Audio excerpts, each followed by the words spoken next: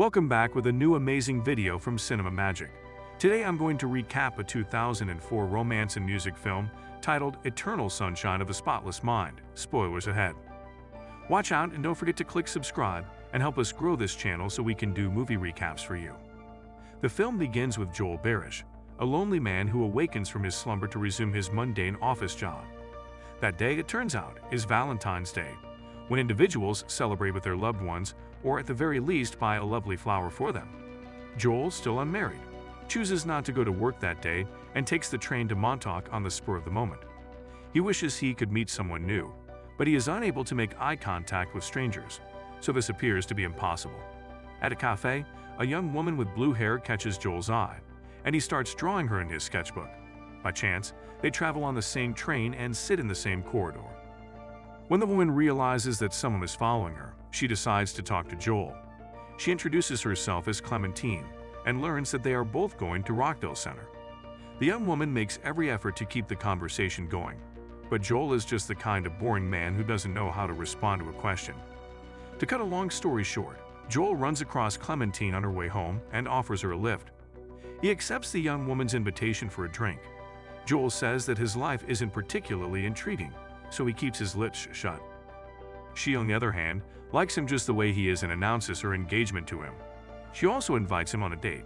Joel departs and returns home because he believes everything is moving too quickly. Clementine gives him her phone number before he leaves, advising him to call her as soon as he gets home. Joel calls her as soon as he arrives and offers to take her out on a date.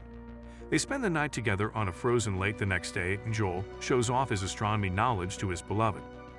He then drives Clementine home, but she expresses an interest in visiting Joel. While she is getting her belongings, a stranger appears, asks if there is anything he can do, and then walks away. Joel is crying in despair when the scene cuts back to him.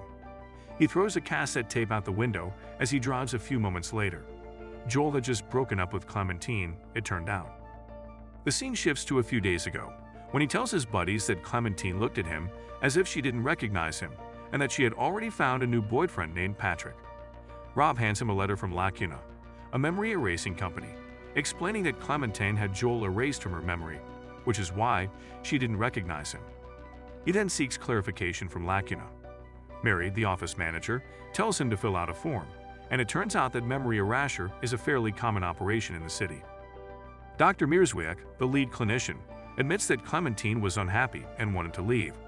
Joel breaks into the doctor's office the next day, heartbroken, and wants to get the same procedure as his ex-girlfriend. Dr. Mierzwiak then tells him to gather anything that has anything to do with Clementine, since it will be used to create a map of her in his brain, and the technicians will remove her from his life while he sleeps. He takes his belongings and returns to Lacuna.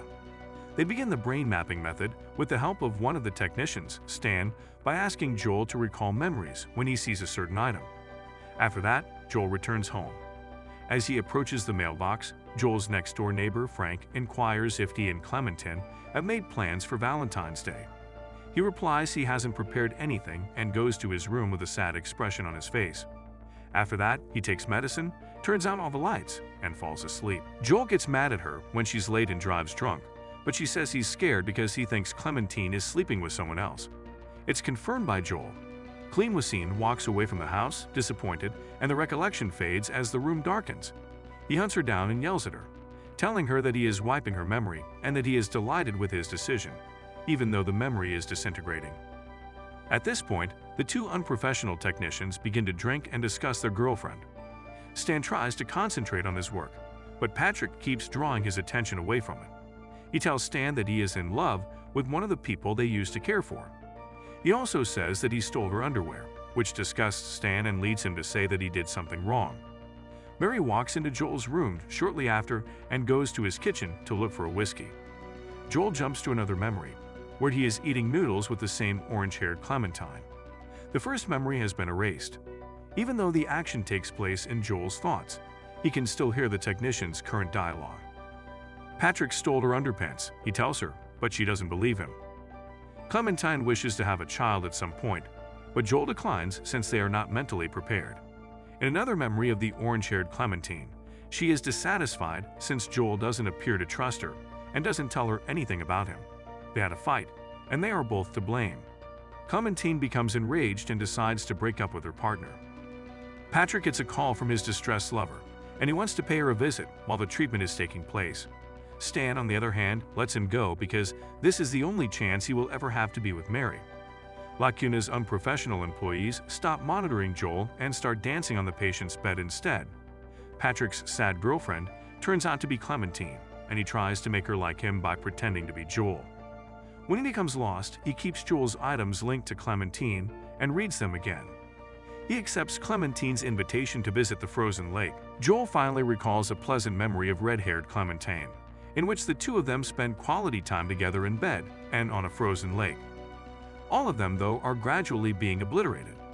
He regrets his decision and wishes to cancel the surgery at this time, but it is too late, and the treatment cannot be reversed. Stan and Mary have gone insane and no longer care about their patient. Patrick, on the other hand, is having fun with the blue-haired Clementine on the frozen lake and tries to imitate what Joel was doing at the time. The woman, on the other hand, expresses a strong desire to return home. Patrick tries to cheer her up by saying numerous of Joel's ultimate words along the way, but it doesn't work. He realizes that if he doesn't find a way to get out of the surgery before waking up, he'll forget everything about her. Clementine tells him to wake himself up, which he does briefly but can't do because he can't move. Following that, he tries to transport her to a place where she doesn't belong, namely his childhood memories. They go to Joel's 4-year-old memory, which works for a brief time. This brings the proceedings to a standstill, causing Stan to panic. He then summons Dr. Mierzwick, who arrives at Joel's residence. When he sees Mary in the room, he is taken aback. The doctor looks at the situation and is able to get Joel back to the predetermined mental map, which lets him open his eyes for a short time. The process continues after he sedates him. Mary continues to praise the doctor at work and say how much she admires him. Stan steps out of the building, filled with resentment, to seek some fresh air. Mary rushes up to the doctor and kisses him as soon as he leaves. She confesses that she has been in love with him for a long time. Mr. Mierzwick, on the other hand, already has a family, and maintaining a relationship with her is impossible. Joel and Clementine, who has red hair, reminisce about happier times. This time, they are watching a movie in the car together, but everything starts to vanish. He tries to bury her further behind embarrassing memories. However, as expected, everything is gradually fading. Soon after, the doctor's wife walks into the building and sees her husband kissing his secretary. She is dissatisfied and drives away. The doctor confesses that they have a past, and Mary had undergone the surgery to erase him from her mind. Before having her memory erased, Mary walks to the office and finds a recorded cassette of her testimony. Joel then flashes back to a pleasant memory of the two of them having a fantastic time in a bookstore, but the girl vanishes. All of Clementine's pleasant memories have been erased. She decides that she will give Joel and Clementine's. After that, we're taken to the film's very first scene, in which Joel hops a train to Montauk on the spur of the moment and re-meets Clementine after she's been erased. After retrieving her belongings, Clementine, who has blue hair, returns to the automobile. She then reads Mary's letter and puts the cassette tape in the player. It turns out that Clementine was going to break up with Joel because he was boring, but then she decided to erase her memory instead. She told the doctor that while she was with him, she didn't like herself. They are perplexed when they hear the recording because both of their memories have been erased. Clementine gets out of the car and walks into the room, crying bitterly. Joel, on the other hand, receives the cassette recording and discovers the truth. Clementine approaches Joel towards the end of the film, and the two of them resolve to start over. We hope you enjoyed our video from today. If you enjoyed this video, please hit the like button and subscribe to our channel to receive notifications of new and interesting videos.